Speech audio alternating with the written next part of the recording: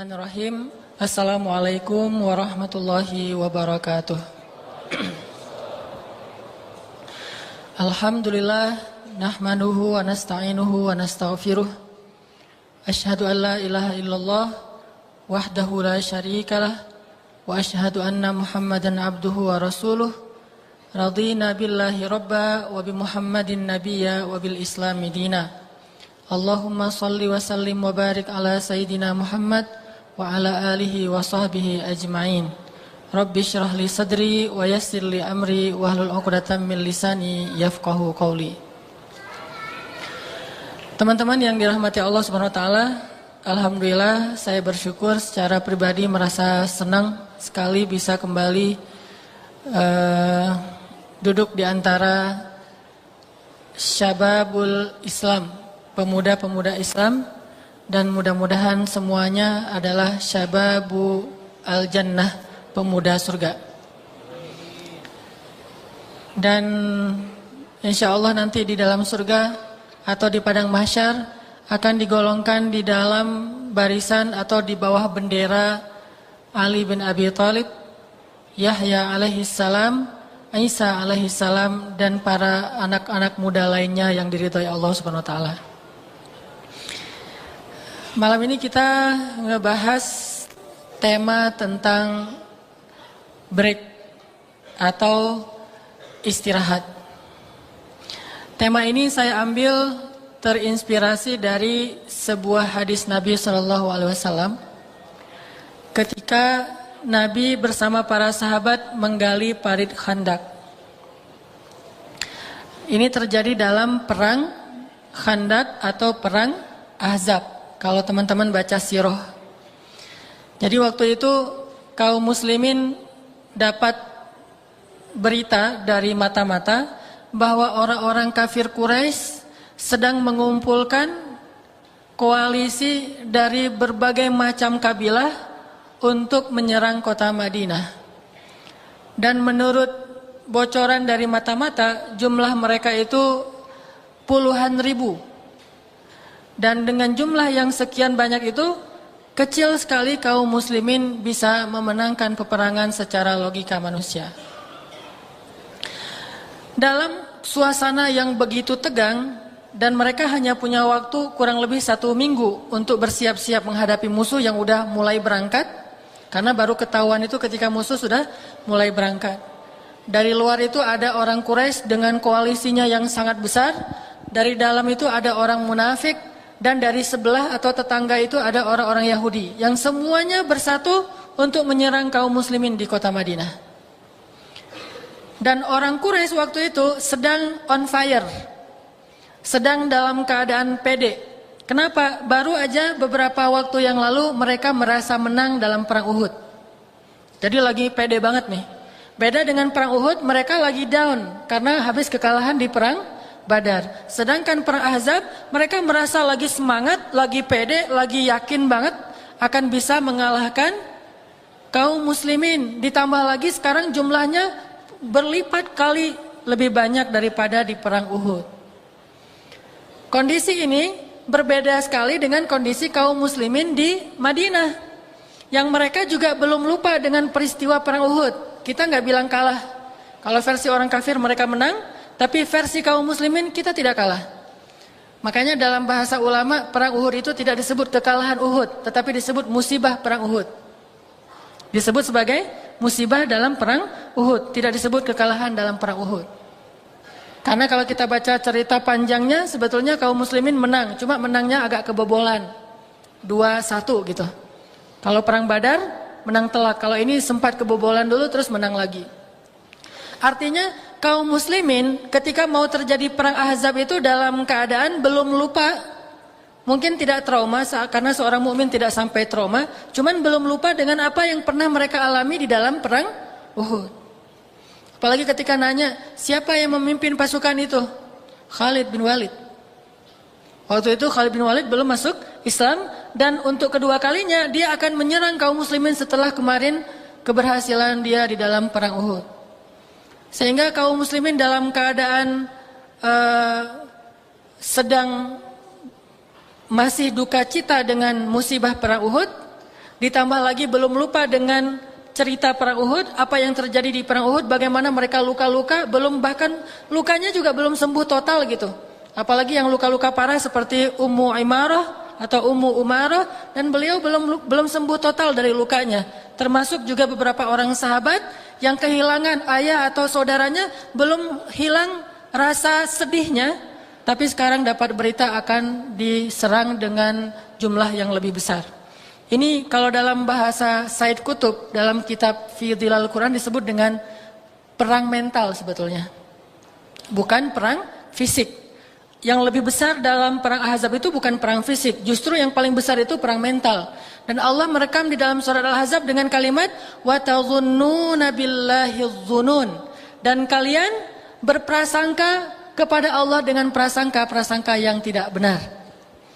Prasangka kepada Allah maksudnya gimana kalau kita kalah, gimana kalau kita terbunuh, gimana kalau kota Madinah dikuasai mereka, gimana nanti kalau kita meninggalkan anak dan istri kita dalam keadaan yatim dan janda, dan seterusnya. Zunun, berpikir dengan pikiran-pikiran yang negatif. Saking mulai terganggu perasaan dan mental para sahabat gara-gara berita akan diserang oleh jumlah yang sangat besar. Waktunya cuma 1 minggu. Akhirnya Rasulullah memanggil beberapa orang sahabat yang dikenal dengan istilah ahli syura, orang yang diajak bermusyawarah. Rasulullah bertanya kepada mereka, ini gimana nih menurut pendapat kalian? Sampai kita tahu adegan seorang sahabat yang namanya Salman Al-Farisi. Salman Al-Farisi kemudian angkat tangan mengatakan, ya Rasul, kami kalau di Persia berperang, kalau misalnya dikepung, maka kami akan menggali parit sebagai benteng. Lalu sahabat yang lain diam, tidak ada yang mengusulkan ide yang lebih baik dari itu. Kemudian Nabi mengatakan, kalau gitu kita akan lakukan apa yang dikatakan oleh Salman. Mulailah para sahabat mengatur bagaimana cara menggali parit, karena nggak mungkin menggali parit sekeliling kota Madinah dalam waktu 1 minggu. Kan kota Madinah gede, setidaknya 4 kali Masjid Nabawi yang sekarang. Dan itu untuk menggali parit mengelilingi kota Madinah dalam waktu 1 minggu mustahil. Ditambah lagi tanah di Madinah itu bukan seperti tanah di Bandung. Tanah di kita itu tanah, kalau di sana mah batu dan batu-batu kerikil sama bongkahan batu gunung. Sehingga kalau mereka menggali parit berarti mereka melubangi batu-batu sebetulnya. Dan jumlah kaum muslimin sedikit. Dan banyak dari mereka yang masih terluka gara-gara perang Uhud. Akhirnya mereka buatlah beberapa titik yang akan digali parit, sisanya tidak digali. Karena ada yang ketutup oleh bukit, ada juga yang mungkin akan dijaga oleh pasang badan oleh para sahabat. Mulailah proyek penggalian parit Khandaq. Dan kita tahu peristiwa menggali parit Khandaq itu peristiwa yang membuat orang-orang munafik ketahuan. Jadi kelihatan gitu, mana mukmin, mana munafik, justru pas menggali parit Khandaq. Kenapa? Orang munafik nggak mau capek. Ngomongnya tuh keren banget. Kalau lagi ngomong itu, kalau lagi takbir tuh kayaknya paling semangat untuk berjihad. Begitu dihadapkan dengan realitas, mereka mundur. Kalau kita baca di surat Al-Ahzab itu bahasa mereka, wah kita nggak mungkin menang kata mereka. Udah mundur, menggembosi atau menyiutkan semangat para sahabat yang mukmin.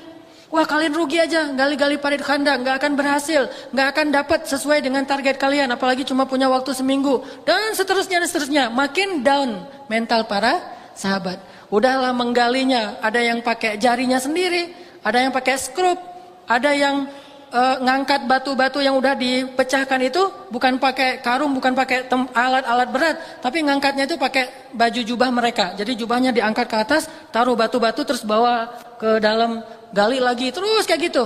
Dalam keadaan mentalnya sebetulnya masih belum yakin, bisa nggak ya kita menggali parit Khandaq?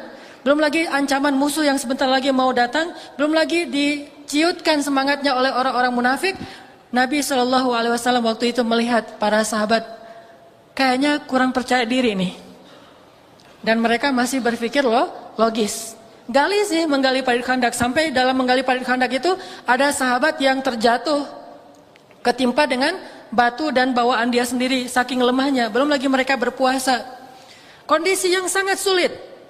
Sampai Nabi SAW beberapa orang sahabat juga berpuasa dan tidak tahu harus berbuka puasa pakai apa. Karena saking sulitnya. Cuma minum air, sama makan paling-paling 1 butir kurma dibagi berdua. Ini kondisi yang sangat sulit. Setiap hari harus menggali parit khandak dari mulai subuh sampai isya. Terus setiap hari kejar target karena seminggu lagi harus berperang. Di hari-hari terakhir ketika mereka udah di puncak lelahnya, udah di puncak hampir putus asa, udah dalam keadaan sangat lemah, di hari terakhir itu ada tepatnya 2 peristiwa yang Allah tunjukkan kepada para sahabat untuk menyemangati mereka semuanya. Tapi sebelum peristiwa ini terjadi, ada satu adegan kecil yang orang nggak terlalu memperhatikan, tetapi adegan inilah yang menjadikan banyak peristiwa-peristiwa besar itu terjadi dalam perang Ahzab. Kuncinya ada di adegan kecil ini. Apa adegan kecil ini?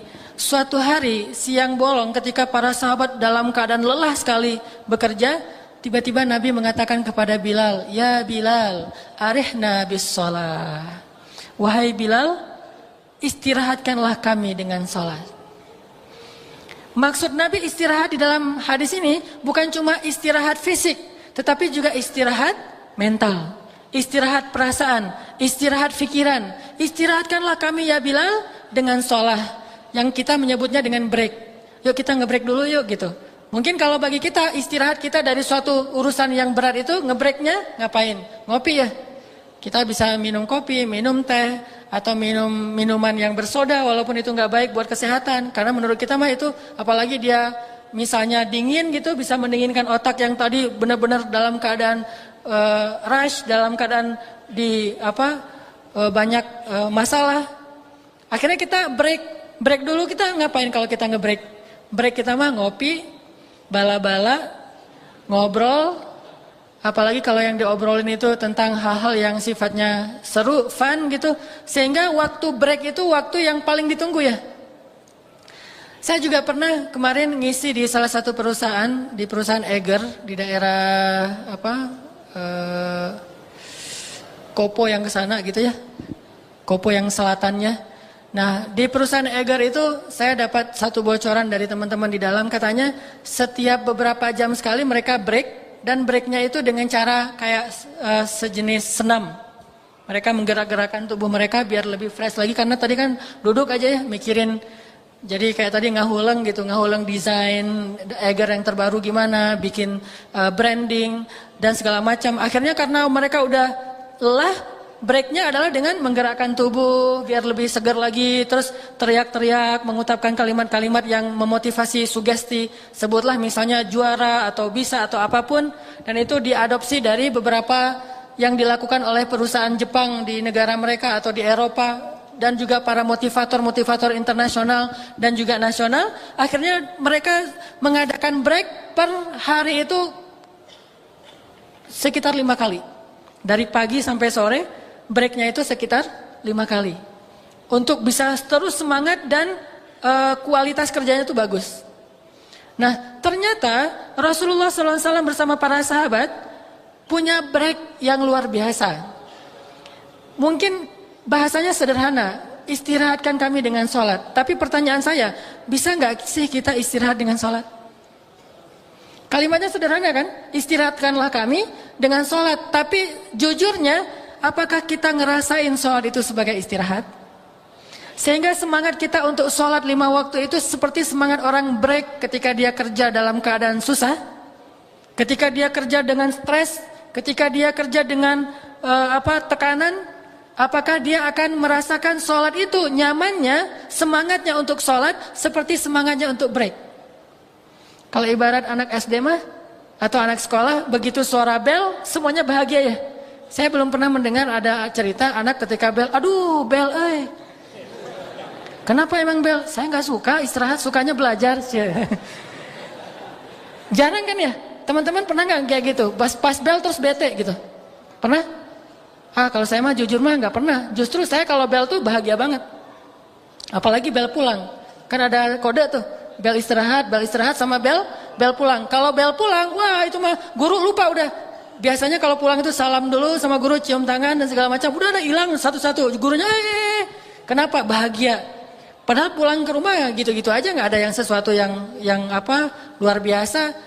Rutinitas lagi, paling nanti disuruh ngaji atau disuruh beresin ternak-ternak ayam atau bebek di belakang rumah atau apa. Tapi tetap aja itu dianggap sesuatu yang lebih free daripada di dalam kelas. Sehingga begitu terdengar suara bel, bahagia semuanya. Apakah kita punya kebahagiaan yang sama begitu mendengar hayya 'alas shalah? Ini pelajaran yang kita pengen bahas malam ini. Gimana caranya kita mendengar azan dan datang ke masjid setiap waktu itu semangatnya kayak orang break ketika dia bekerja. Apalagi kalau kita tahu pas break itu ada yang mau traktirin kita makan. Kan lebih enak tuh. Nanti pas break kita makan di luar ya, saya yang traktirin, saya hari ini ulang tahun. Kan itu seru tuh. Pasti kita nyogokin orang yang tekan bel, kamu tekan bel jangan lama-lama teing, udah aja jam 9 bel deh gitu. Padahal harusnya belnya jam 10. Kenapa? Pengen cepat break. Atau gurunya kadang-kadang telat datang ke sekolah tapi muridnya udah bubar. Kenapa? Guru sakit, ada isu gitu ya.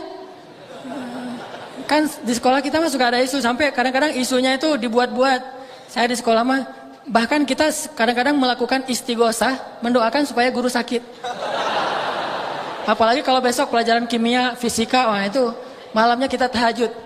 Ya Allah, mudah-mudahan dia sakit. Pas besok paginya berita misalnya Pak Rudi tuh. Pak Rudi nggak bisa datang hari ini. Kenapa, sakit ya? Enggak, lagi ada rapat misalnya atau lagi ada apa gitu. Wah, itu merdeka itu udah. Atau yang buat kita merdeka juga pelajaran olahraga. Tapi paling ilfil ya, pelajaran olahraga yang kita ekspektasinya bakalan di lapangan, tiba-tiba katanya hari ini teori. Wah, itu mah ilfil banget ya. Tapi kalau benar-benar lapangan, itu seru tuh. Mau main apapun terserah, yang penting keluar kelas. Saking semangatnya untuk break, free gitu. Apakah kita punya soul, feel yang sama dengan itu ketika kita mau melaksanakan sholat? Kalau nggak punya, kita harus banyak belajar. Karena berarti bagi kita sholat itu belum ala bidzikrillahi tatmainnul qulub. Bukankah dengan mengingat Allah hati menjadi tenang? Atau Allah berfirman, khuliqal insan halu'a idza massahu syarr jazu'a wa idza massahul khair manu'a illal musallin. Manusia itu jazu'a manu'a. Kalau dalam ilmu psikiater disebut dengan bipolar disorder. Apa tuh bipolar disorder? Punya dua kepribadian. Kalau lagi senang banget sampai lupa diri. Kalau lagi sedih, wah itu marahnya sampai kayak setan gitu. Kan ada sahabat yang sehari jadi malaikat, sehari jadi setan. Itu kata Umar. Ketika ada yang mengatakan, ya Amirul Mukminin, bagaimana kalau si fulan yang menjadi khalifah berikutnya? Kata Umar, jangan, dia mah sehari jadi malaikat, sehari jadi setan. Kalau dia jadi setan, kasihan rakyat saya. Kalau dia jadi malaikat, maka mereka mendapatkan kebaikan. Cuman saya nggak mau nyebut siapa nama sahabat itu, ini hanya versi Umar. Artinya, gimana caranya biar kita bisa ngedapetin semangat sholat seperti kita semangat ngebreak. Sama kayak tadi, orang halu'a, jazu'a, orangnya nggak stabil emosinya, apa kata Allah? Illal musallin, yaitu kecuali orang-orang yang sholat. Orang yang sholat itu harusnya emosinya stabil. Kenapa Allah mengatakan dalam ayat yang sangat populer, innas sholata tanha anil fahsya'i wal munkar. Kenapa? Karena sholat itu benar-benar menyegarkan dan menstabilkan diri seseorang, baik zahir ataupun batin, baik biologis bahkan psikologisnya. Gimana caranya? Makanya Nabi mengatakan, ya Bilal, arihna bis sholah. Kata-kata Nabi ini sengaja beliau kencangkan, beliau keraskan supaya sahabat-sahabat pada dengar. Begitu Nabi mengatakan, ya Bilal, arihna bis sholah. Sahabat sadar, oh iya ya, kita mah lupa kepada Allah selama ini, terlalu menghitung-hitung dengan logika kita sendiri, terlalu ngebaper, lupa bahwa Allah Subhanahu wa taala itu di pihak kita dan tidak di pihak musuh gitu. Kalau Allah di pihak kita, mau musuhnya seisi bumi nggak penting. Bukankah Nabi mengatakan, ya gulam, ihfazillah yahfazka? Wahai anakku, jaga Allah, Allah jaga kamu. Kalau seluruh bumi ini memusuhi kamu, mereka tidak bisa mencelakai kamu kecuali dengan seizin Allah. Jadi ketika Nabi bilang arihna bis sholah ya Bilal, baru sahabat mulai ngeh, oh iya ya, Allah kan di pihak kita, yuk kita libatin Allah yuk. Selama ini kita udah pakai strategi ini, taktik itu, musyawarah, tapi kita belum ngelibatin Allah. Itu masalahnya. Makanya kita sedih, makanya kita khawatir, makanya kita labil, makanya kita lemah. Karena kita belum melibatkan Allah dalam urusan kita. Baru melibatkan makhluk. Ya Salman, gimana ini? Kata Salman, gali parit.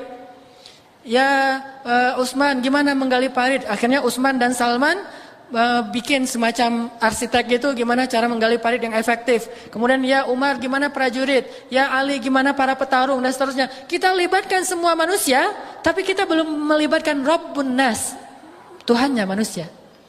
Akhirnya ketika Nabi mengatakan ya Bilal arih Nabi sholat, sahabat sadar, oh ini masalah kita nih.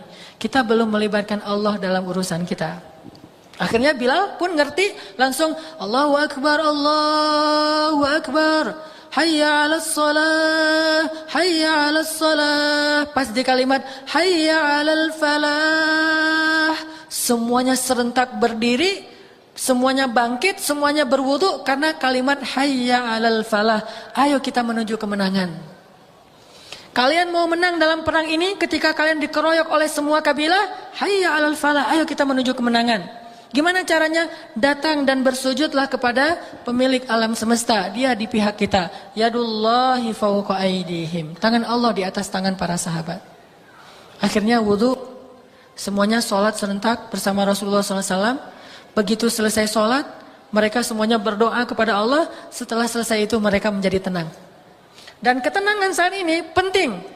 Dan tenang di sini artinya bukan malas, tenang di sini menjadi mantap gitu, nggak ragu lagi, dan mereka yakin pasti akan mendapatkan pertolongan Allah setelah melibatkan Allah. Baru aja selesai sholat terjadi mukjizat. Ini busyra, berita gembira, janji Allah kepada orang yang break pakai sholat. Apa berita gembiranya? Ada seorang sahabat memecahkan batu nggak bisa. Dia pecahin nggak bisa, dia panggil temannya rame-rame mencahin batu itu nggak bisa. Akhirnya manggil Rasulullah. Ya Rasulullah, ini ada batu besar sekali dan tidak bisa dipecahkan. Gimana ya Rasul? Akhirnya Rasulullah mengatakan pinggir, biasa yang pecahkan dengan seizin Allah. Ambil alat untuk memecahkan batu, Nabi bertakbir, Bismillah Allahu Akbar. Ketika Nabi menghentakkan alat itu ke batu, keluar kilatan cahaya dan Nabi mengatakan telah terbebas Rum. Lalu dipecahkan lagi, keluar lagi kilatan cahaya, terbebas Persia. Dipecahkan lagi, kita mendapatkan Yaman. Setelah selesai itu Nabi mengatakan, wahai kaum muslimin berbahagialah bahwa Allah menjanjikan untuk kalian 3 kemenangan besar. Bukan cuma ini mah sepele. Tapi 3 kemenangan besar. Pertama, kalian akan mengalahkan Romawi. Kedua, akan mengalahkan Persia. Dan ketiga, kalian akan mendapatkan Yaman. Dan aku melihat gerbang Yaman. Artinya apa? Kalau itu kalian dapatkan, maka ini pasti kalian dapatkan. Karena ini hanya hal kecil dan tangga menuju kepada kemenangan yang lebih besar. Jadi Nabi nggak mengatakan, wahai kaum muslimin kalian akan menang dalam perang ini, enggak. Tapi kalian akan menang yang lebih besar dari ini. Jadi ini pasti menang. Itu berita gembira setelah mereka break dengan sholat. Pertanyaan lagi, apakah kita dapat berita gembira itu setelah sholat? Kalau belum, sholat lagi. Berarti sholat kita belum sempurna. Kalau belum dapat berita gembira, belum menjadikan hati kita mantap, berarti kita sholatnya belum sempurna. Sholat lagi aja. Ini berita pertama. Kejadian mukjizat kedua, setelah sholat, malamnya seorang sahabat Nabi, kalau nggak salah namanya Jabir, tapi nanti dicek lagi, saya udah lupa, udah lama sekali cerita ini. Jabir bin Abdullah pulang ke rumahnya, dia bilang ke istrinya, wahai istriku, ada apa di rumah kita? Memangnya kenapa wahai Jabir? Saya pengen ngundang Rasulullah untuk makan di rumah kita malam ini buka puasa. Karena kasihan Rasulullah udah selama ini buka puasanya tuh nggak jelas makan apa.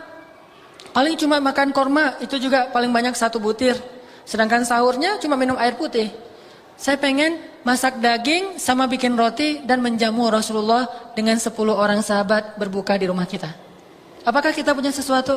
Kata istri Jabir, oh ada seekor domba kecil yang cukup hanya untuk 10 orang. Kecil banget kayak baru lahir gitu. Yang lain gak punya. Sama gandum yang kalau dibuat roti paling-paling cuma bisa untuk 3 lembar roti. Akhirnya kata Jabir, ya udah gak apa-apa. Saya akan potong domba, saya akan masakkan daging, kamu yang bikin roti ya, kata Jabir kepada istrinya. Oh ya, dibuatin. Sore hari Jabir datang ke tempat menggali parit khandak nyari Rasulullah. Terus Jabir bilang gini, ya Rasulullah, saya dan keluarga mengundang Rasul bersama 10 orang sahabat makan di rumah saya malam ini. Siapa yang diundang? Rasul bersama 10 orang sahabat makan di rumah saya malam ini. Rasulullah mengatakan, benar wahai Jabir? Benar ya Rasul. Langsung Rasulullah saking kegirangan, Rasulullah berdiri. Terus Rasulullah bilang, wahai kaum muslimin. Itu ada ratusan sahabat loh. Wahai kaum muslimin, Jabir ngundang kita makan malam di rumahnya. Wah, langsung Jabir stres. Rasulullah kegirangan, wahai kaum muslimin, dan kaum muslimin yang Rasulullah ajak makan malam bersama itu pada lapar karena berminggu-minggu mereka dalam keadaan susah. Ketika tahu berita itu langsung semuanya bertakbir, pede lagi tuh, Allahu Akbar, Allahu Akbar. Wah, senang. Jabir yang sendiri nggak bertakbir. Pulang dia ke rumahnya. Langsung pulang, terus dia bilang, innalillahi wa inna ilaihi raji'un, kata dia. Kata istrinya, kenapa kamu bertarajuk ya Jabir? Tarajuk itu mengucapkan innalillah, kayak ada musibah gitu. Kenapa kamu tarajuk ya Jabir, ada musibah apa? Innalillahi wa inna ilaihi raji'un, la haula wala quwata illa billah, kata Jabir. Wahai istriku, yang akan datang itu bukan cuma Rasul bersama 10 orang sahabat, tapi satu rombongan yang mereka itu semuanya lapar-lapar, ada ratusan orang. Siapa yang mengundang mereka? Kata istrinya. Bukan saya yang ngundang Rasul, saya emang ngundang 10 orang doang, Rasul aja yang ngundang mereka. Apa kata istrinya? Wahai Jabir, kalau Rasul yang mengundang, biarkan mereka datang. Allah dan Rasul lebih tahu. Gak usah khawatir. Paling-paling kalau kurang ntar kita telepon warung Padang. Gak usah khawatir. Nanti Allah dan Rasul lebih tahu lah buat kita. Sami'na wa ata'na aja. Oh gitu. Tapi yang datang banyak nih. Gak apa-apa. Sami'na wa ata'na. Udah. Begitu datang rumah Jabir kecil lagi. Datang rame-rame. Wah, udah siap nih. Masak apa Bir? Gitu ya. Akhirnya Jabir ngelirik istrinya nih, gimana nih yang datang rame. Kata Jabir, ya Rasulullah, rumah saya kecil. Kata Rasulullah, ya gak apa-apa, kita duduk di luar aja. Wah, Rasulullah semuanya disuruh duduk di luar. Sampai penuh kayak halaman kayak masjid ini. Jadi rame nih. Bayangin kita belum makan berhari-hari. Terus tiba-tiba ada yang bilang, yuk makan malam di rumah saya, kan senang banget tuh ya. Itu benar-benar break gitu mah. Akhirnya Rasulullah mengatakan kepada Jabir, Jabir, bawa makanan itu ke sini. Jabir bawa dengan tidak percaya. Aduh, ini gimana? Untung aja dia nggak bilang ke istrinya, sisain dikit dong buat kita, ntar nggak ada kebagian gitu ya. Untung Jabir nggak ngomong kayak gitu. Kalau dia ngomong kayak gitu pasti nggak ada mujizat. Karena dia yakin sama Rasulullah, walaupun secara manusiawi agak berpikir, dia datang bawa kayak talam gitu, di dalamnya ada kambing ditutup, terus sama roti beberapa lembar. Kata Rasulullah, ya Jabir, bagikan makanan ini kepada seluruh kaum muslimin, tapi dengan syarat mereka tidak boleh membuka tutupnya, hanya mengambil dari bawah kain dan tidak boleh membuka. Wah, bukan dia makan berdua dengan Rasulullah dulu, yang lain nungguin, enggak, ini suruh bagi dulu dan mereka belakangan. Akhirnya Jabir dalam wajah yang agak-agak kurang nyaman gitu ya, wajah nggak percaya, dia bagi, ada yang ngambil dagingnya gede lagi, wah dapat yang gede nih, pahanya apa, Jabir, aduh, wah ini mah bagian yang kesukaan saya. Bayangin kita pas Idul Adha, baru pertama kali kurban, itu kan beda ya dengan udah biasa kurban. Kalau pertama kali kurban, semangatnya itu bukan semangat berkurban, semangat saya pengen dapat paha depan. Itu pertama banget kurban, karena ngerasa ini kambing saya, ini mah sapi saya pengen ngambil bagian yang saya suka, terserah saya dong.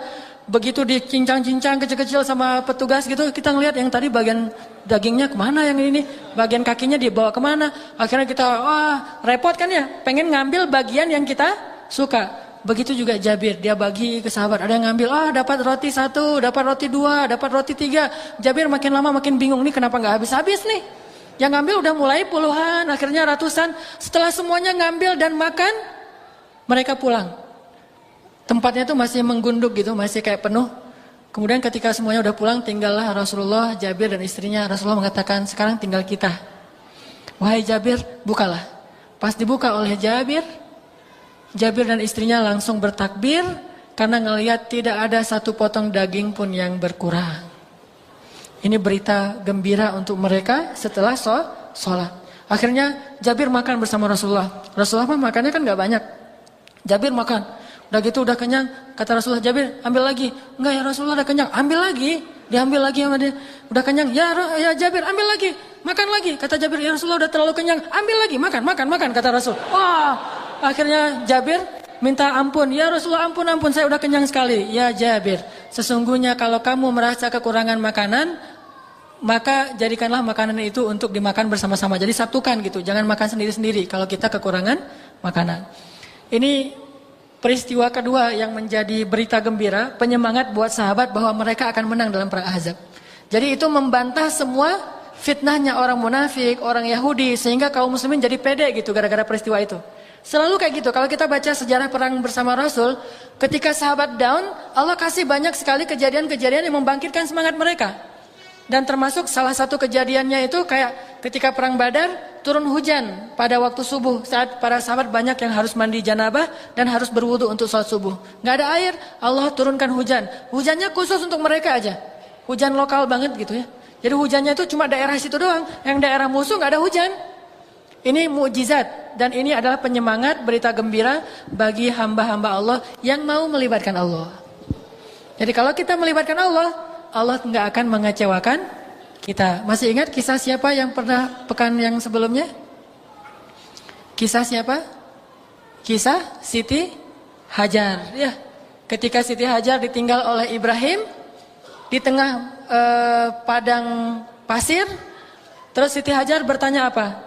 Ya Ibrahim, kenapa engkau tinggalkan kami di sini? Ibrahim menjawab, tidak, karena pertanyaannya salah. Tapi begitu pertanyaannya dirubah, ya Ibrahim, Allahu amaraka bihadza? Apakah Allah yang menyuruhmu melakukan ini? Kata Siti Hajar. Baru Ibrahim mengangguk dan mengatakan, ya ini perintah Allah. Ketika Ibrahim mengatakan ini perintah Allah, apa kata-kata Siti Hajar? Idzan la yudayyi'ana Allah. Kalau gitu Allah nggak akan mengecewakan kami. Berangkatlah wahai suamiku. Jadi kalau udah melibatkan Allah, urusan mah jadi mudah. Kita sering memudahkan urusan kita kalau ngelibatin duit. Padahal duit itu tidak selalu bisa memudahkan urusan kita. Apakah kita bisa membeli kesembuhan ketika kita sakit? Banyak orang kaya yang tidak mampu membeli kesembuhan walaupun dia punya dunia dan seisinya. Bahkan mereka tidak mampu membeli kesembuhan dari penyakit yang sedikit saja. Tapi ada orang yang miskin yang hanya dengan minum air putih kemudian dia diruqyah membaca Al-Fatihah, Allah beri kesembuhan. Artinya kita belajar yakin sama Allah untuk melibatkan Allah di dalam sholat. Jadi sholat itu cara kita melibatkan Allah dalam urusan kita. Kalau kayak gitu, insya Allah kita akan ngerasain sholat itu sesuatu yang break banget, solusi banget, refresh. Sholat itu benar-benar istirahat, sholat itu benar-benar menenangkan. Kenapa? Karena saya akan melibatkan pencipta alam semesta dalam urusan saya. Udah, azan? Insya Allah nanti kita lanjutkan kisah-kisah tentang bagaimana sahabat dan para tabi'in bisa menjadikan sholat itu sebagai break atau rohah, sehingga mudah-mudahan kita bisa meniru mereka dalam sholat-sholat kita. Insya Allah kita lanjutkan setelah sholat isya. Bismillahirrahmanirrahim. Teman-teman yang dirahmati Allah Subhanahu wa taala, kita lanjutkan kajian kita tentang menjadikan sholat dan zikir itu sebagai break dalam hidup kita. Gimana caranya kita ngerasain semangat pergi ke masjid atau semangat menyebut nama Allah, semangat melibatkan Allah itu kayak semangat kita nge-break ketika kita dalam bekerja atau mungkin break me time kalau untuk kita pribadi gitu ya, butuh me time ketika kita penat dengan urusan keluarga, kita penat dengan urusan pekerjaan, kita capek dengan berbagai macam masalah, akhirnya kita butuh waktu untuk sendiri, kita butuh me time, atau mungkin kita butuh waktu untuk berdua dengan pasangan kita, sehingga kita mungkin jalan kemana, makan di mana, nonton apa, dan seterusnya. Itu kan semangat gitu ya. Bahkan kalau udah dijadwalin, misalnya kalau malam minggu besok kita misalnya mau nonton film misalnya. Itu belum kejadian, tapi udah bisa bikin break di hati kita. Udah bisa bikin lega gitu. Walaupun kita punya banyak beban, tapi pas tahu, minggu besok kita mau jalan nih. Kan jadi nyaman ya, sebesar apapun masalah kita, tetap aja semangat. Kenapa bisa gitu? Karena kita nganggap nonton itu break.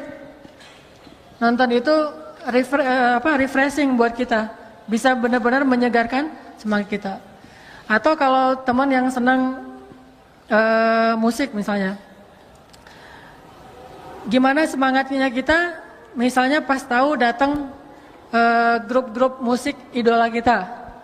Sebutlah kalau anak-anak reggae misalnya datang grup musik reggae yang dari Brazil gitu atau dari Jamaika datang ke Indonesia, atau anak-anak rock atau NoFX misalnya datang untuk anak-anak punk rock misalnya atau duet sama manggung bareng dengan Rosemary. Wah kan itu kan kapan gitu ya. Terus beli tiket, udah gitu kita lihat tiketnya setiap hari, dilihat lagi tiketnya, padahal tanggalnya udah dihafal tapi masih ada dilihat-lihat terus.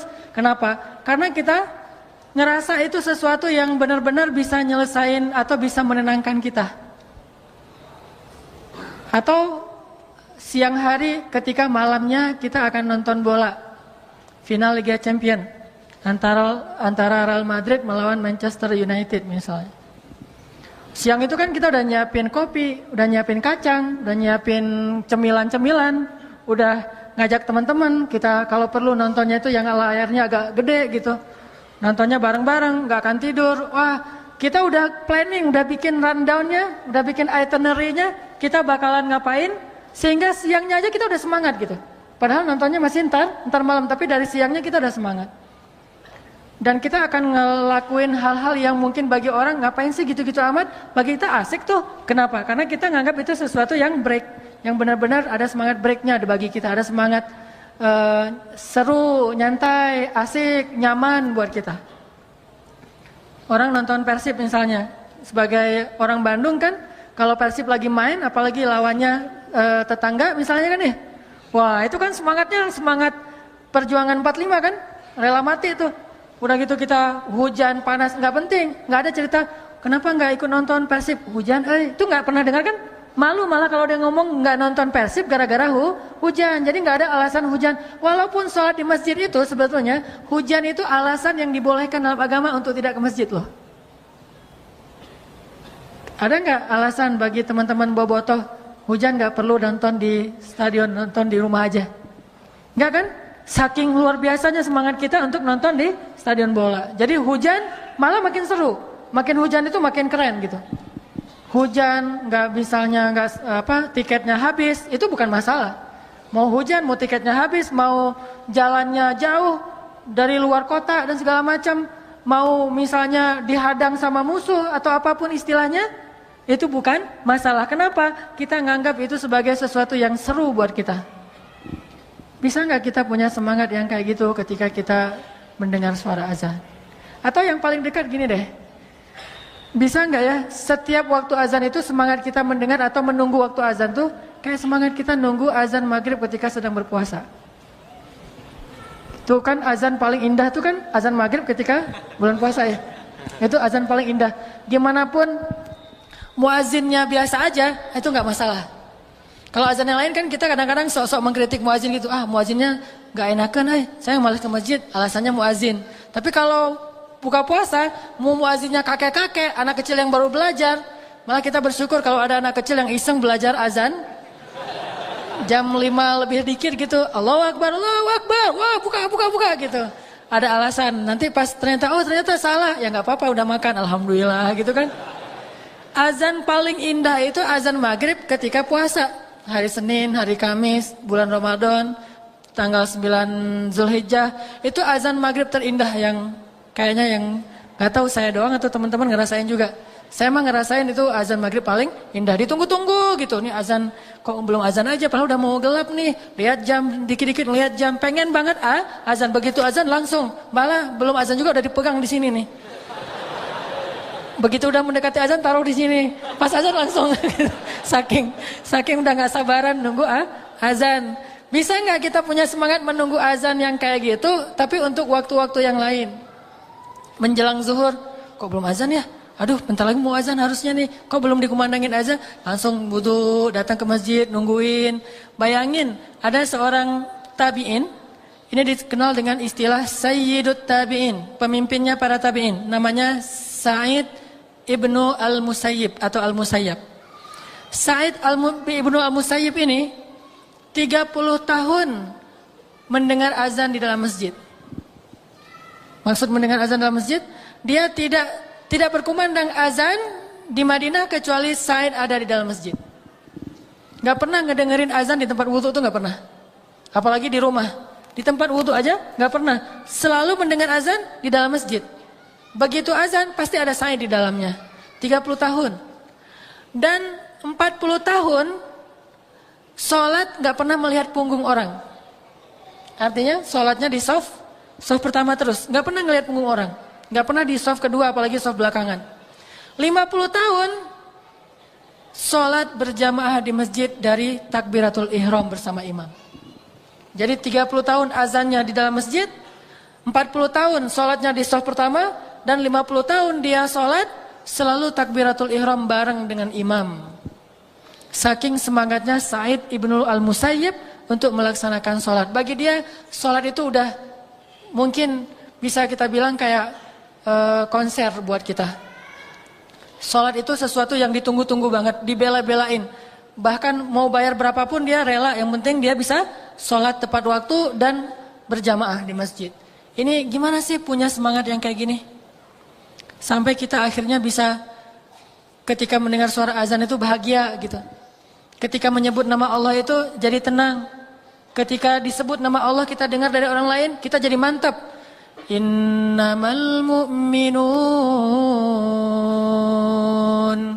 Innamal mu'minuna alladzina idza dzukirallahu wajilat qulubuhum. Mukmin yang sebenarnya jika disebut nama Allah hatinya gemetar.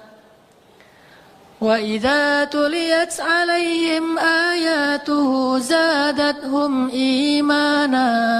Kalau dibacakan ayat Allah, imannya bertambah. Wa ala rabbihim yatawakkalun. Bertawakal kepada Allah Subhanahu wa taala, berserah diri kepada Allah. Bisa enggak sih pas dengar azan kalimat Allahu akbar, Allahu akbar, langsung gemetar hatinya, gemetar rindu gitu. Kita pengen banget, saya pribadi tuh pengen banget begitu dengan azan tuh rindu gitu. Aduh dipanggil sama kekasih saya nih, langsung wudhu, langsung datang ke masjid dengan perasaan berbunga-bunga, bahagia, dipanggil. Kayak kita di miss call oleh calon kita.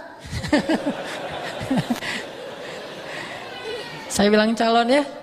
Kalau saya mah di miss call sama istri. Tapi beda sih di miss call sama istri sama calon gitu beda. Di miss call sama calon itu lebih cepet datangnya gitu ya. Di miss call sama istri ini pasti mau nagih uang bulanan ini mah. Coba bayangin di miss call oleh istri kita, di miss call oleh calon kita, atau mungkin bagi sebagian orang di miss call oleh pacarnya. Itu miss call tuh di capture sama dia. Lagi miss call keluar suara dia yayang gitu ya, capture, langsung capture. Jam, tanggal dan segala macam di capture, wah bangga dilihat-lihat. Sekali dapat SMS dihafal SMS-nya. Cuma satu SMS yang dia nggak berani hafal, lo gue N, itu nggak dihafal sama dia. SMS putus. Kalau SMS ya saya terima atau apapun lah bahasanya, saya belum pernah diterima soalnya ya. Jadi nggak tahu gimana sih rasanya diterima nembak gitu. Bilang aku suka lo sama kamu mau nggak jadi pacar aku? Terus dia jawabnya gimana sih?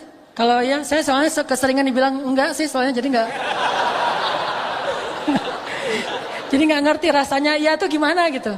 Satu-satunya ya yang saya dapatin itu ya menikah. Alhamdulillah gara-gara itu jadi terjaga. Kalau iya untuk jadi pacar belum pernah, jadi nggak tahu rasanya gimana gitu. Yang sering itu enggak males gitu banget sih sama saya. Jadi gimana bahagianya kita mendapatkan panggilan dari orang yang menurut kita cintai, kekasih kita, idola kita dan seterusnya. Bayangin gak usah kekasih, idola kita aja nge-like postingan kita kan bahagia banget tuh. Ada 1000 like, 999 itu gak berarti tanpa yang satu itu. Like dari idola kita banget gitu. Wah ternyata dia nge-like saya loh gitu. Langsung nunjukin postingan berikutnya apa, like itu yang diposting gitu. Jadi dapat like dari yang kita idolain itu di capture, di posting lagi. Di like lagi sama dia 2 kali, akhirnya dia malas juga, akhirnya dia unfollow.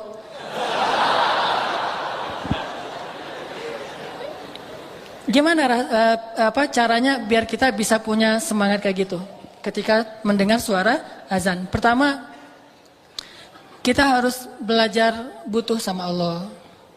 Karena kalau kita butuh, pasti kita akan nunggu-nunggu nih. Kalau kita ngerasa butuh sama Allah, pasti kita akan lebih ringan untuk datang kepada Allah. Analogi paling gampang tuh, saat kita dalam banyak masalah kan kita jadi gampang sholat ya. Kalau lagi banyak masalah, sholatnya khusyuk. Lagi banyak masalah, tahajud. Berapa juz? 1 juz. Aduh, gak ada yang 2 juz ya. Gitu. Kalau lagi diputusin, nyari yang 2 juz.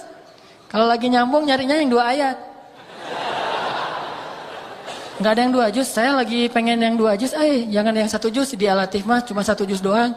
Saya pengen yang 1 rakaatnya itu 3 lembar. Jadi 10 rakaat. 10 rakaat itu 3 juz, 30 lembar. Oh ada tuh, di mana? Di Mekah kata dia. Atau di Baghdad. Nah artinya, kok bisa ketika kita lagi banyak masalah, sholatnya ringan? Coba, pas lagi banyak masalah pasti ke masjidnya rajin kan? Wudu langsung udah ada di masjid. Malah kita sering nunggu-nunggu muazin. Begitu muazin telat dikit aja langsung kita yang azan. Azannya baper lagi tuh. Hayalah sholahnya, hayalah sholah. Perhatiin gue dong gitu ya. Ya, hayalah sholahnya irama kurdi, tapi kurdi yang paling baper. Kalau kurdi kan hayya 'alas shalah.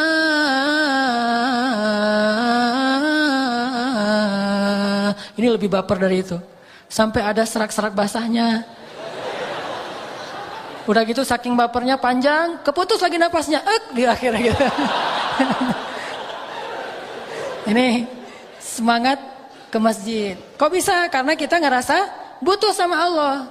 Ya Allah, lembutkanlah hati bapaknya supaya bapaknya itu butuh kan? Jadi semangat. Lagi banyak hutang. Ya Allah, mudahkanlah saya dalam membayar hutang. Kalau perlu tolong lembutkan hati orang itu supaya melunaskan hutang saya. Gitu. Ini kan gara-gara kita butuh. Cuman kenapa kita selalu ngerasa butuhnya pas lagi ada masalah? Bukankah hidup kita itu sebetulnya dalam banyak masalah? Dan masalah itu sebagian besarnya kita belum sadari karena belum terjadi mungkin. Kita selalu butuh Allah Subhanahu wa taala. Dan kadang Allah, bahkan bukan kadang, sering Allah itu menolong kita, menyelamatkan kita dari banyak masalah tanpa kita sadari. Sehingga kita pikir gak ada masalah. Padahal masalah itu datang kepada kita. Allah bentengi kita dengan sholat kita yang sebelumnya. Sehingga pas masalah datang, akhirnya dia mental lagi. Datang lagi masalah, hilang lagi, datang lagi. Itu lebih sering daripada masalah yang udah datang kepada kita, kemudian Allah angkat setelah kita ngerasain. Malah lebih sering kita belum sempat merasakan masalah, udah Allah angkat masalahnya. Cuman kita nggak sadar.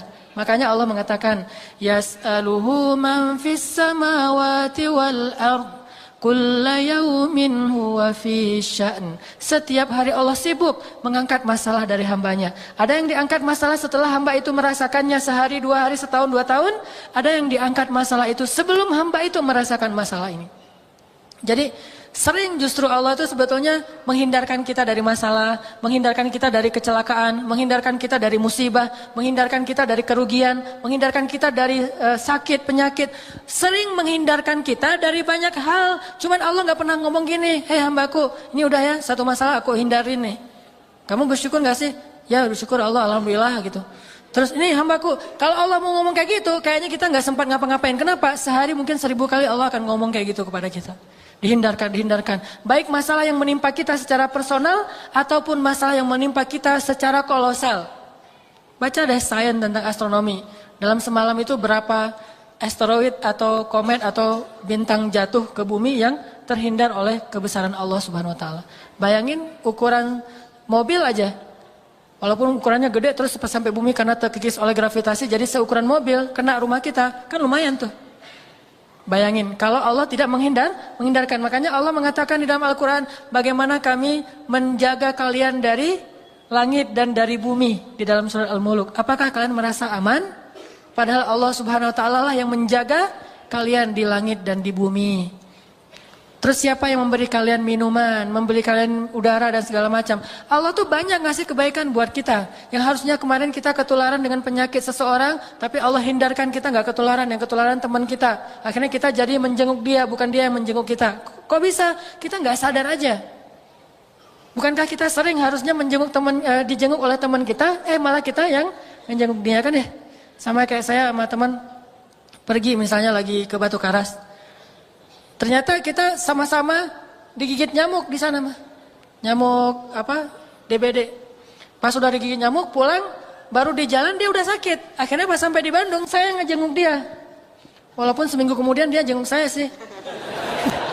Tapi setidaknya harusnya, mungkin bukan saya doang, saya, dia, dan beberapa teman yang lain rata-rata pernah kegigit nyamuk lah. Karena di sana banyak nyamuk. Cuma kenapa kita berdua doang yang sakit, walaupun dia duluan kemudian saya. Bayangin kalau yang lain juga kena. Yang lain yang nggak kena DB itu mungkin ngerasa saya mah nggak kena sakit. Padahal mungkin dia pantas juga untuk dirawat di rumah sakit, tapi Allah menghindarkan musibah itu dari dia. Dia aja nggak sadar. Dan itu sering terjadi dalam hidup kita. Maka kita harus selalu ngerasa butuh 24 jam dalam sehari, setiap detik kita butuh kepada Allah. Sehingga setiap kali Allah panggil, dah saya emang butuh sama Allah, udah datang ke Allah. Apalagi memang nyata-nyatanya secara zahir, emang kita punya banyak masalah. Wajah-wajah kita kan wajah-wajah bermasalah nih. Banyak masalah gitu. Ketika kita lagi ngerasa sangat banyak masalah, maka sholat itu harusnya benar-benar jadi break kita dari masalah-masalah kita. Nggak nyaman hatinya, perasaannya, lagi tadi mungkin baru rame dengan pasangan, baru dimarahin sama orang tua, baru ada masalah sama teman, baru ngalamin sesuatu yang nggak nyaman. Hayalah sholat, udah datang aja ke Allah karena ngerasa butuh. Karena kita yakin begitu kita datang kepada Allah, kita libatkan Allah, Allah akan ikut menolong kita dalam masalah kita. Itu pasti. Tapi kalau kita nggak pernah ngelibatin Allah, nggak usah nuntut-nuntut Allah. Allah akan bilang, emangnya kamu ngelibatin saya? Bukankah kamu nggak pernah datang ketika saya panggil? Atau datangnya males-malesan, sekedar menunaikan kewajiban doang, dan itu juga belum tentu sah? Coba datang sebagai orang yang butuh kepada Allah. Pasti kita akan ngerasa lebih nyaman. Lebih semangat untuk sholat. Dan kalau perlu gini aja nih, begitu azan ingat masalah. Apa yang kita pengen, masalah mana yang kita pengen tuntasin dulu. Pas Allahu Akbar, Allahu Akbar. Wah, saya pengen lamar kerja. Datang ke Allah, Allah saya pengen dapat kerjaan yang halal. Udah. Besok Allahu Akbar, Allahu Akbar. Saya baru ketemu cewek, cuma saya nggak tahu namanya, nyari di mana ya? Ya tanya ke Allah aja deh, gitu. Datang ke Allah, ya Allah, mudah-mudahan saya ketemu lagi dengan dia. Kalau kedua kali ini saya nggak akan sia-siakan nih kesempatannya nih, langsung PDKT kenalan gitu ya. Yang pertama tadi kan agak-agak jaim, ngeliat-liat sekali atau ngeliatnya lewat spion. Tapi kalau yang ini mah, wah udah nggak ada basa-basi, Neng, boleh tukar nomor HP gitu. Ya boleh, ternyata dia kasih nomor handphonenya, nomor handphone yang udah expired. Pas ditelepon nomornya tidak terpasang gitu ya. Jadi akhirnya nggak nyambung. Minta ke Allah. Terus Allahu Akbar lagi. Saya pengen punya anak. Allahu Akbar lagi. Saya pengen apa gitu. Setiap Allahu Akbar minimal belajar ada pengennya dulu nih. Dan insya Allah selalu kita butuh Allah. Dan gak usah khawatir, pedagang banget sih. Asal datang ke Allah minta sesuatu. Gak masalah. Allah itu suka dimintai. Allah itu suka dicurhatin. Allah itu suka kalau hambanya itu merengek di hadapan Allah. Istilah bahasa Arabnya itu ilhah. Allah itu suka kepada hamba yang suka ilhah, merengek. Allah gitu. Ngomong, ada apa ya abdi, ada apa? Allah ini ada masalah dikit nih. Kenapa? Aduh saya mah jerawatan Allah, gimana ya caranya? Ini bukan main-main ya. Kenapa? Karena Nabi bilang apa? Mintalah kepada Allah walaupun garam.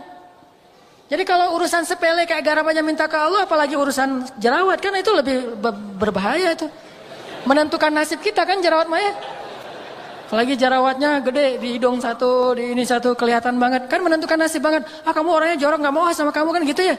Makanya jerawat itu bukan masalah sepele. Kalau garam aja kita minta sama Allah, apalagi bab jerawat. Allah, kenapa wahai hambaku pengen langsing, gitu. Pengen langsing minta sama Allah. Allah, kenapa hambaku pengen ada kumis, udah pakai wadoyok belum keluar-keluar juga gitu. Minta sama Allah. Bukan kumis, mungkin janggut kali ya. Saya pengen ikut sunnah ya Allah, cuman saya mah bukan ingkar sunnah, memang nggak ada kumis ya Allah, udah nggak ada janggut, udah dikasih banyak segala macam kemiri, wadoyok, segalanya belum keluar juga sehelai gini ya Allah, malah jadi aneh gitu. Malah jadi aneh. Minta kepada Allah walaupun gak garam, tapi bukan bermain-main dengan Allah, karena kita ngerasa Allah mah tempat segala meminta. Semuanya ada di sisi Allah. Kebaikan itu ada semuanya di sisi Allah. Tabarakalladzi biyadihil mulk wa huwa ala kulli syai'in qadir. Ya ayyuhalladzina amanu ista'inu bis sabri was salah. Wahai orang yang beriman, mintalah pertolongan kepada Allah dengan sabar dan salat. Ada masalah? Salat. Ada masalah? Salat. Makanya hadisnya apa kata sahabat? Annan nabiyya idza hasibahul amr fazi'a ila shalah. Nabi itu kalau lagi ada masalah sedikit, salat, segera salat. Kita bisa menyebutnya salat hajat, bisa menyebutnya salat istikharah, bisa menyebutnya salat sunnah mutlak, apapun lah yang penting salat. Ada masalah dikit, salat. Nunggu teman, kok nggak datang-datang ya? Mudah-mudahan dia nggak kejebak macet. Salat aja nunggu sambil nunggu. Apapun, belajar akrab sama Allah gitu. Dikit-dikit miss call Allah gitu.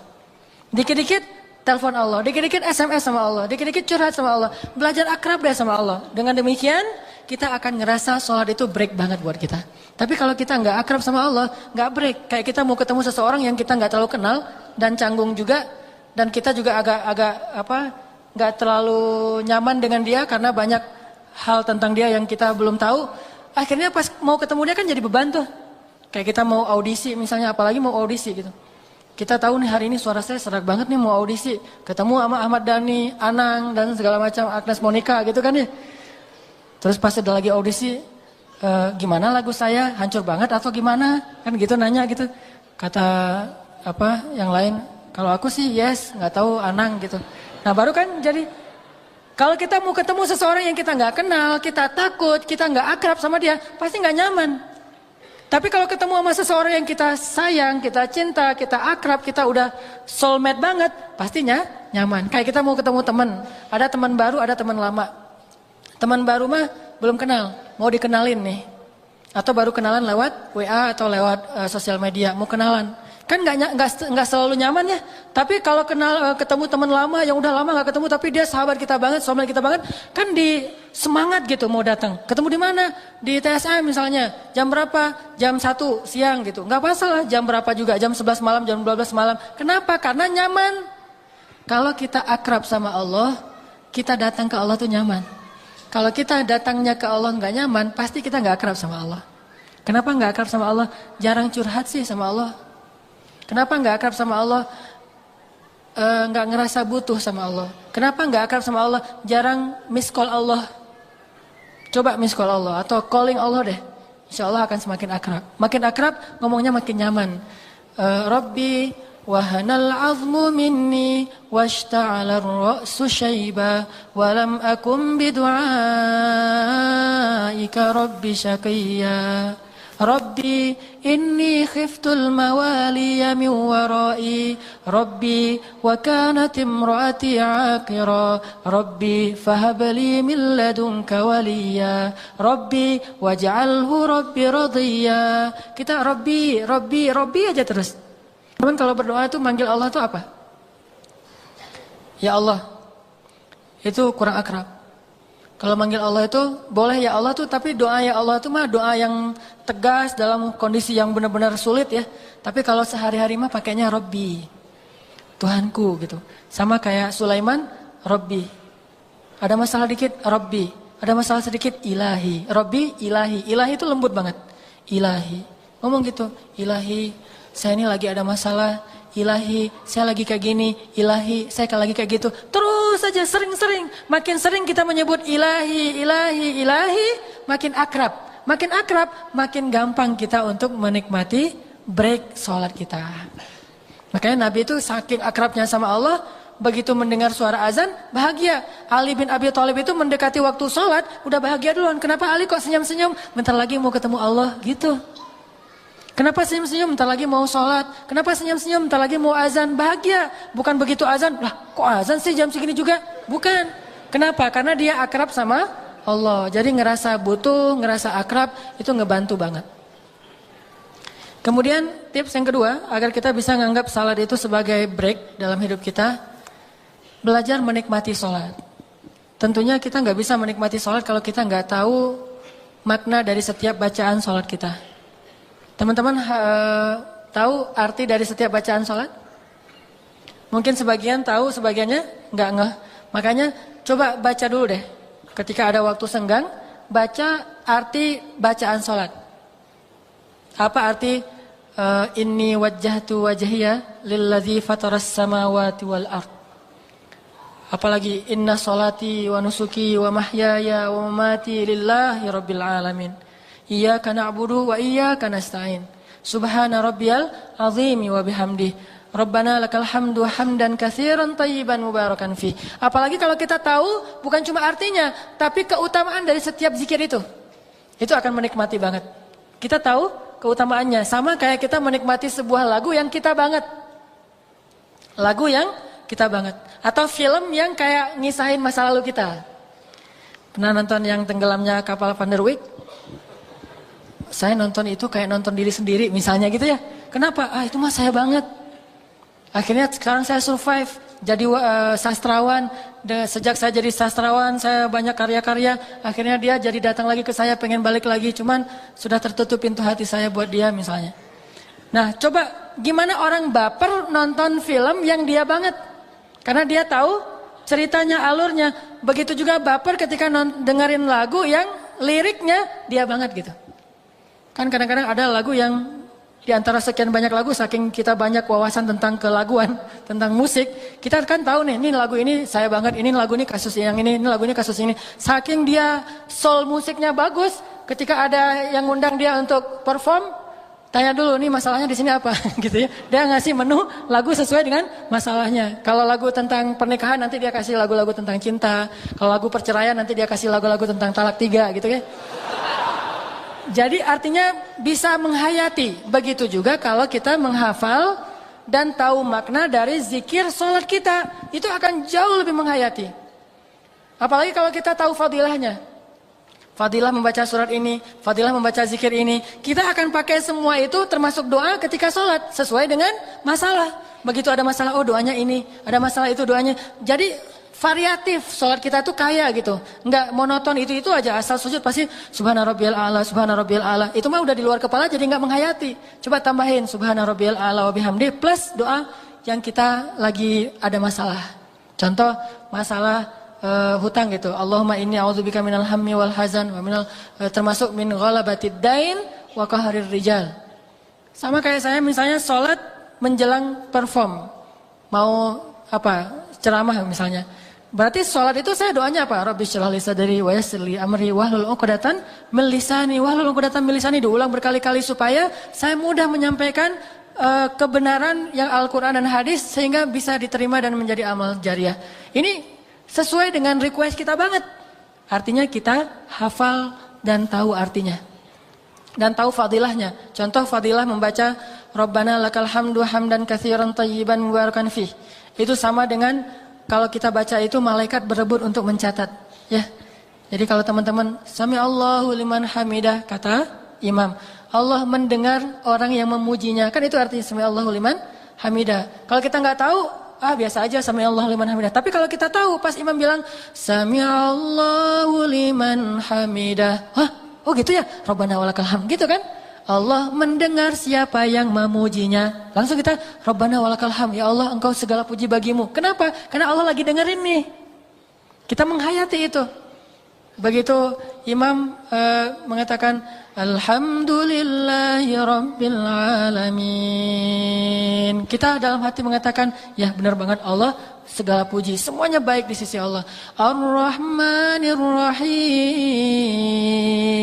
Kita maknai dalam hati kita.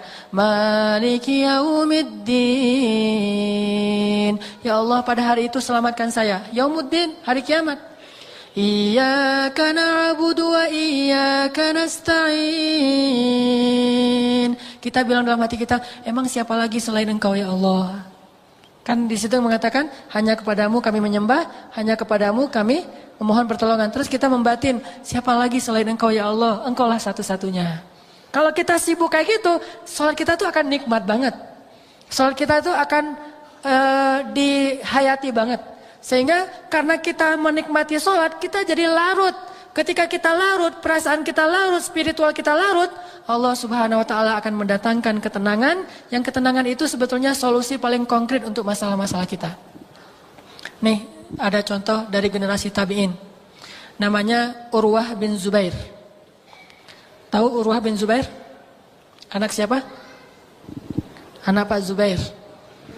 Urwah bin Zubair. Cucunya siapa? Cucunya Abu Bakar As-Siddiq. Generasi kedua namanya generasi tabi'in. Nah, Urwah bin Zubair di usianya yang sekitar 60-an tahun pernah diuji oleh Allah dengan sakit, kalau di zaman sekarang mungkin mirip dengan kanker, tapi di kakinya atau tumor gitu ya di kaki. Sehingga para tabib yang diundang ke istana raja, waktu itu dia lagi diundang ke istana raja di Damaskus, sampai di sana ketahuan dia sakit, akhirnya dirawat di sana di Damaskus, nggak pulang ke Madinah. Raja ngundang tabib-tabib ahli dari semua negeri termasuk dari Cina gitu. Kalau sekarang mungkin dokter spesialis, ngundang nih dokter-dokter. Pas diundang di istana raja, para dokter ini, tim dokter menyimpulkan kakinya Urwah harus diamputasi. Kenapa? Karena tumornya itu udah tumor ganas. Kalau nggak diamputasi, nanti virusnya, bakterinya akan menjalar ke seluruh tubuh. Akhirnya mereka bilang ke Urwah, ya Urwah, kakimu itu sudah parah dan harus diamputasi. Bagaimana pendapatmu? Kata Urwah, lakukanlah apa yang menurut kalian baik. Saya berlindung kepada Allah SWT. Udah, akhirnya siap nih, tim dokter udah siap mau amputasi Urwah. Dibaringkanlah Urwah di atas tempat tidur. Lalu mereka bawa satu botol minuman khamar. Kata tabib, ya Urwah, minum ini. Apa ini? Kata Urwah, ini khamar. Ma'azallah, kata Urwah, demi Allah saya tidak akan minum khamar. Kata dokter-dokter, ini minum ini supaya kamu teler sehingga gak merasakan sakit ketika dipotong kakimu. Kata dia, demi Allah saya tidak mau sembuh dengan cara yang Allah tidak ridhoi. Lagi pula kalau pikiran saya hilang, bagaimana saya akan mengingat Allah? Kata Urwah. Ya udah, kalau kamu nggak mau dengan barang yang haram, ini ganti aja bius. Tadi ditawarin pertama kamar nggak mau, sekarang bius. Kami kasih kamu bius, dia kayak apa? Diusap di wajahnya, di hidungnya, kemudian dia nanti pingsan. Ini apa ini bius? Kalau kamu pakai ini, kamu akan pingsan, nggak sadarkan diri, sehingga kamu nggak ngerasain sakit. Ketika diamputasi, apa kata Urwah? Demi Allah, sakit itu adalah kifarat dosa, dan saya tidak mau kehilangan kifarat dosa dengan cara tidak merasakan sakit ketika dipotong kaki saya. Saya akan belajar, bersabar, sehingga rasa sakit itu akan mengkifarat dosa-dosa saya. Kalau kita bilangnya, kifarat dosa kan banyak, bisa istighfar, bisa taubat, bisa ngapain harus gitu-gitu amat kan ya? Enggak, orang-orang soleh enggak akan memilih untuk mendapatkan kebaikan apapun, karena saking tamaknya kepada kebaikan dia ambil apapun kesempatannya. Saya mau ngerasain sakit supaya mengkifarat dosa, kata dia. Terus gimana ini? Enggak mau pakai bius? Enggak mau minum khamar, apalagi? Ya udah, panggil orang-orang, laki-laki banyak dipanggil masuk ke ruang itu. Kata Urwah, ngapain itu laki-laki pada masuk ke sini? Untuk memegang kamu supaya kamu tidak meronta-ronta ketika dipotong kakimu. Demi Allah saya tidak butuh mereka. Udah, suruh keluar aja. Terus gimana? Saya akan sholat aja. Mudah-mudahan dengan sholat saya akan kuat. Bayangin, sholat itulah biusnya. Begitu mau dipotong, udah disiapin pisau untuk kulit, pisau untuk daging, dan gergaji untuk tulang. Gergaji loh. Dan gergajinya itu bukan gergaji kedokteran yang canggih sekarang. Gergaji besi itu tuh. Ditaruh di sebelah Urwah. Urwah ngeliatin, oh ini alat-alatnya. Wah, ini sholatnya harus panjang, ini mah 1 juz. Soalnya alatnya manual semua kan, jadi lama. Jadi sholatnya harus 1 juz. Allah, begitu saya udah sholat nanti kalian potong, kata Urwah. Ya, Allahu Akbar, sholat. Dalam satu riwayat disebut dia sholat, dalam satu riwayat disebut dia berzikir. Allahu alam. Dia sholat nih. Begitu mulai sholat, dokternya yang takut, dokternya yang khawatir nih, gimana nih? Belum pernah. Yang ngilu itu justru dokternya, bukan pasiennya gitu. Mulai diiris dikit-dikit. Pas pertama diiris, Urwah nahan gitu sakitnya. Kerasa sakitnya, cuma dia lebih sibuk dengan mengingat Allah daripada ngerasain sakit. Bukannya nggak berasa. Karena kalau nggak berasa, saya agak-agak kurang percaya ya. Tapi berasa, buktinya nanti Urwah pingsan. Cuman dia bisa nahan rasa sakit itu gara-gara sholat. Wasta'inu bis sabri wassalah. Akhirnya diiris kulitnya. Udah diiris kulitnya, mulai dagingnya. Kayak kita idul kurban gitu. Wah, irisnya, oh ini mah 1/2 kilo atau sekilo. Di dagingnya. Yang paling berat itu begitu sampai di tulangnya. Mulai diambil gergaji. Sat, bunyi loh. Sampai orang di luar yang meriwayatkan kisah ini mengatakan kami ngilu mendengar suara gergaji itu memotong tulangnya Urwah bin Zubair. Bunyi itu, dia langsung terus dengan sholatnya. Begitu udah selesai, baru Urwah selesai sholat. Assalamualaikum warahmatullahi wabarakatuh. Dan kakinya udah terputus. Dan keringat dinginnya, air matanya. Lalu yang terakhir apa? Kakinya untuk menghentikan pendarahan akan dibenamkan di dalam minyak yang mendidih. Udah ada minyak mendidih di situ. Ya Urwah, ini tahapan terakhir. Apa? Minyak mendidih. Wah, ya kalau gitu saya mau mengingat Allah lagi aja. Bukan sholat tapi zikir sekarang. La ilaha illallah, la ilaha illallah. Ditaruhlah minyak di bawah kakinya Urwah. Kakinya dibenamkan. Begitu dibenamkan dia mengatakan la ilaha illallah. Pingsan. Saking sakitnya Urwah bin Zubair. Pingsan dari pagi sampai sore dia baru bangun dari pingsannya. Dan kemudian ketika dia bangkit dia tanya di mana kaki saya yang satunya. Dia ambil, dia lihat kakinya, dia katakan demi Allah. Belum pernah saya pakai kaki ini untuk bermaksiat kepada Allah. Demi Allah, belum pernah saya melangkahkan kaki ini ke tempat-tempat yang berdosa. Demi Allah, kaki ini adalah kaki itu yang melangkahkan tubuh saya ke majelis ilmu, ke rumah Allah, sholat berjamaah. Tetapi qadarullah, dia akan mendahului saya menghadap Allah dan insya Allah saya akan menyusul. Kata Urwah bin Zubair, innas sholat itulah yang menguatkan mereka. Qad aflahal mu'minun. Beruntung orang yang mukmin. Siapa? Alladzina hum fi salatihim khashi'un.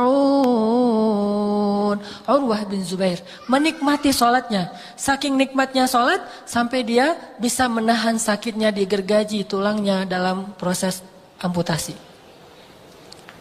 Tidak lama kemudian untuk menguatkan kesabaran Urwah, datang seorang laki-laki mengadu kepada Urwah. Dia curhat juga masalah dia. Dia bilang, ya Urwah, sebetulnya masalah kamu itu sepele dibandingkan masalah saya. Apa masalahmu wahai laki-laki? Kata dia, saya itu seorang ayah yang punya 7 orang anak. Punya seorang istri, punya banyak ternak. Kami tinggal di sebuah padang pasir. Hingga suatu hari, sekian tahun kami hidup bahagia, tidak kekurangan apapun, hingga satu hari datanglah ujian dari Allah. Hari itu terjadi badai padang pasir dan kita tahu badai padang pasir itu bisa menenggelamkan kota ya, bukan cuma rumah, kota aja tenggelam gitu. Riyadh, ibu kota Arab Saudi itu sering setengahnya itu hilang gara-gara badai padang pasir. Nah, terjadi badai padang pasir sampai akhirnya dalam badai itu saya kehilangan istri saya kehilangan 6 orang anak saya kehilangan rumah saya, dan saya kehilangan seluruh ternak-ternak saya kecuali tinggal 1 onta saja. Jadi yang masih selamat cuma 1 anak yang paling kecil masih bayi sama 1 ekor onta. Rumahnya habis, istrinya hilang nggak tahu di mana, anak-anaknya juga hilang. Dia cari-cari nggak tahu, udah tertimbun dengan pasir dan meninggal dunia dalam 1 hari. Kehilangan 6 orang anak dan 1 orang istrinya. Pas sudah sore akhirnya saya bawa bayi saya naik di atas onta, saya pergi dari negeri itu karena saya tidak sanggup lagi tinggal di sana. Pergi, sore harinya dia pergi. Ketika sampai malam hari anak saya menangis karena pengen susu, pengen makan. Akhirnya saya ambil susu onta, saya minumkan kepada bayi saya. Begitu saya lagi meminumkan susu kepada bayi saya, onta saya pergi, kata dia. Onta saya lari. Akhirnya karena onta itu adalah kendaraan satu-satunya yang kami miliki, saya kejar onta itu, saya tinggalkan anak saya di bawah pohon, saya kejar onta itu, malam hari itu. Di malam ketika habis kejadian musibah, kehilangan istri dan anak-anaknya. Saya kejar unta itu, begitu saya kejar unta, tiba-tiba saya mendengar suara bayi saya menangis kencang, saya lihat ke arah bayi saya, ternyata serigala sudah menerkam kepala bayi saya di depan matanya. Saya kejar serigala itu, dia bawa lari. Bayangin bayi kita, anak laki-laki kita yang paling kecil, satu-satunya yang tersisa, dibawa lari serigala di depan mata kita tuh gimana? Adrenalin kita tuh. Gak usah gitu, ngeliat YouTube yang orang dimakan serigala when animals attack itu kan ya. Kan banyak tuh kasus-kasus termasuk di India yang harimau makan orang gitu kan. Itu aja ngelihatnya, wah jadi panas tubuh kita gara-gara adrenalin kita dipacu kan. Gimana kalau anak sendiri? Dengan rasa sedih yang belum hilang dari tadi siang. Anaknya dibawa oleh serigala, dibawa lari, dikejar. Gak ketemu, pas ketemu ternyata udah dicabik-cabik, udah meninggal dunia dan serigalanya pergi. Sedih lagi dia. Setiap kali dia sedih dia bilang apa? Inna lillah wa inna ilaihi raji'un. Alhamdulillah ya ala kulli hal. Segala puji bagi Allah atas segala nikmat. Pokoknya ada aja nikmat walaupun diambil sebagian tapi yang tersisa masih banyak. Dia kehilangan istrinya, innalillahi wa inna ilaihi raji'un. Kehilangan anak-anaknya juga kayak gitu. Kehilangan unta-untanya juga gitu. Yang terakhir, kehilangan bayinya. Malam itu dia terkatung-katung di tengah padang pasir, dia cari-cari ontanya, ketemu nih ternyata lagi nyari-nyari, ketemu ontanya lagi berdiri di suatu tempat, dia dekati unta itu, begitu dia dekati untanya, dia ditendang oleh unta itu di wajahnya sehingga matanya buta dua-duanya. Di malam yang sama, buta matanya, untanya pergi, akhirnya dia berjalan seorang diri, ketemu dengan seorang musafir, dibawalah ke Damaskus, dan dia ceritakan, dalam satu hari saya kehilangan semua yang saya cintai dalam hidup saya. Istri saya, anak saya, bayi saya, harta saya, rumah saya, unta-unta saya, bahkan kedua mata saya hilang. Dalam satu hari, itu beruntun selama 12 jam berturut-turut. Tapi tahukah apa yang saya ucapkan? Alhamdulillah.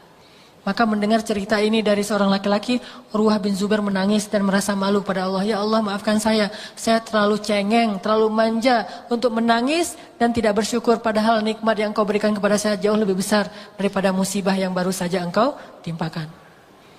Ini artinya, ya ayyuhalladzina amanu ista'inu bis sabri was salah. Minta pertolongan Allah dengan sabar dan salat. Insya Allah kalau kita menikmati salat kita, ada hajat yang kita pengen adukan kepada pemilik alam semesta, salat kita akan jadi break. Ada hajat. Tapi kalau kita nggak ngerasa butuh apapun, nggak punya hajat kepada Allah, kita nggak akan ngerasa salat kita itu cuma beban. Ngapain sih manggil-manggil salat, orang lagi sibuk juga. Tapi kalau kita ngerasa emang kita butuh Allah, gimana pun kita sibuk, Allah lebih kita butuhkan daripada urusan duniawi. Jadi mudah-mudahan dengan demikian kita belajar menjadikan sholat sebagai break dalam hidup kita, bahagia ketika waktu sholat tiba, sebagaimana kita bahagia ketika waktu istirahat atau waktu entertain kita tiba dalam hidup kita. Jadi sholat itu mudah-mudahan semangatnya semangat entertain, tapi dilakukannya secara serius, khusyuk dan ibadah, walaupun semangatnya semangat entertain. Itulah teman-teman kisah-kisah orang yang menjadikan sholat sebagai rohah, sebagai istirahat, sholat sebagai penyejuk jiwa. Mudah-mudahan kita bisa mengambil pelajaran darinya. Ini ada permintaan doa dari teman kita namanya Rani yang sedang dirawat di rumah sakit Ujung Berung, selesai operasi TBC otak. Mudah-mudahan Allah SWT mengangkat penyakitnya dan menggugurkan dosa-dosanya. أعوذ بالله من الشيطان الرجيم بسم الله الرحمن الرحيم الحمد لله رب العالمين حمدا يوافي نعمه ويكافئ مزيده الحمد لله حمدا كثيرا طيبا مباركا فيه الحمد لله على كل نعمة التي أنعمت علينا الحمد لله على كل حال الحمد لله على نعمة الإسلام الحمد لله على نعمة الإيمان الحمد لله على نعمة العلم الحمد لله على هذا المجلس المبارك الحمد لله اللهم اجعل جمعنا هذا جمعا مرحوما وتفرقنا من بعده تفرقا معصوما اللهم ارحمنا بالإسلام وارحمنا بالإيمان وارحمنا بالقرآن اللهم اجعل القرآن ربيع قلوبنا اللهم ارزقنا تلاوة القرآن اللهم ارزقنا تلاوة القرآن آناء الليل وأطراف النهار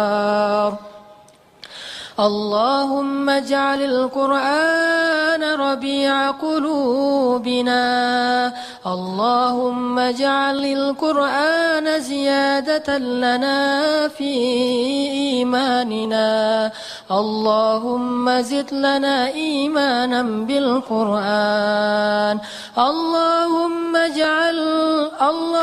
ارزقنا اللهم ارزقنا علما نافعا اللهم ارزقنا علما نافعا وقلبا خاشعا ولسانا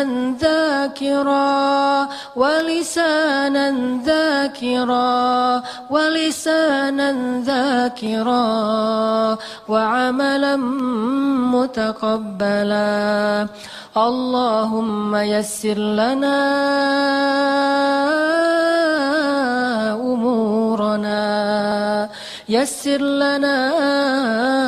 أمورنا اللهم إنا نسألك حسن الخاتمة ونعوذ بك من سوء الخاتمة اللهم اجعل خير أيامنا يوم نلقاك وخير أعمالنا خواتمها اللهم ربنا آتنا من لدنك رحمة وهيئ لنا من أمرنا رشدا واجعل لنا من كل ضيق مخرجا ومن كل هم فرجا ومن كل عسر يسرا. Ya Allah, ya Arhamar Rahimin, muliakanlah kami ya Allah dengan ilmu agamamu. Muliakanlah kami ya Allah dengan ibadah-ibadah kepadamu. Muliakanlah kami ya Allah dengan akhlak-akhlak mulia. Muliakanlah kami ya Allah dengan Al-Quran. Muliakanlah kami ya Allah dengan ketakwaan. Muliakanlah kami ya Allah dengan kesolihan. Muliakanlah kami ya Allah dengan sifat malu. Muliakanlah kami ya Allah dengan sifat tunduk dan patuh kepadamu. Muliakanlah kami ya Allah dengan sifat takwa. Ya Arhamar Rahimin, bukankah hambamu yang paling mulia di sisimu adalah yang paling bertakwa? Maka pilihlah kami ya Allah, pilihlah hati kami ya Allah, dan tanamkanlah ketakwaan di dalamnya. Jadikanlah kami termasuk hamba-hambamu yang bertakwa. Ya Arhamar Rahimin, ajarkanlah kepada kami ibadah-ibadah yang khusyuk seperti ibadahnya Zubair bin Awam, seperti ibadahnya Abdullah bin Zubair, seperti ibadahnya Urwah bin Zubair, seperti ibadahnya Sa'id ibn al-Musayyib, seperti ibadahnya Abdullah ibn Abbas, seperti ibadahnya para anbiya, seperti ibadahnya Rasulullah sallallahu alaihi wasallam. Ajarkanlah kepada kami salat yang khusyuk ya Allah. Ya Arhamar Rahimin, genggamlah hati kami ya Allah. Jadikanlah hati kami selalu bahagia ketika mendengar namamu disebut oleh para muazzin di atas menara-menara masjidmu ya Allah. Jadikanlah bagi kami salat sebagai rehat, sebagaimana salat rehat bagi Nabi dan para sahabat dalam perang Ahzab. Ya Arhamar Rahimin, selama ini kami selalu bahagia ketika menonton konser musik-musik kesukaan kami. Kami bahagia ketika menonton pertandingan bola dari kesebelasan kesukaan kami yang kami bela. Kami bahagia bertemu dengan orang-orang yang kami cintai. Kami bahagia menonton film-film kesukaan kami. Kami bahagia untuk menghibur diri kami dengan hiburan-hiburan yang sering kali melalaikan kami ya Allah. Kami rela membayar berapapun mahalnya demi mendapatkan hiburan itu. Ya Arhamar Rahimin, sekarang ajarkan kami untuk bahagia ketika kami sholat berjamaah. Ajarkan kami bahagia ketika duduk dalam majelis ilmu. Ajarkan kami bahagia ketika kami membaca Al-Quran. Ajarkan kami bahagia ketika berselawat kepada Nabi-Mu. Ajarkan kami bahagia ketika kami mengingat dan menyebut namamu. Janganlah sampai kami menjadi orang yang baru menyebut namamu ketika kami punya banyak masalah, baru datang kepadamu ketika kami dalam musibah, baru berselawat kepada Nabi-Mu ketika kami dalam keadaan berputus asa. Ajarkanlah kami ketaatan, baik ketika kami sedih, bahkan ketika kami gembira. Ajarkan kami ketaatan, baik ketika kami sempit, bahkan ketika kami lapang. Ajarkan kami ketaatan, baik ketika kami sakit, ataupun ketika kami sehat. Ya Arhamar Rahimin, fahamkanlah ilmu yang telah kami dengar pada malam ini. Jauhkanlah kami dari majelis yang sia-sia ya Allah. Rabbana atina fid dunya hasanah wa fil akhirati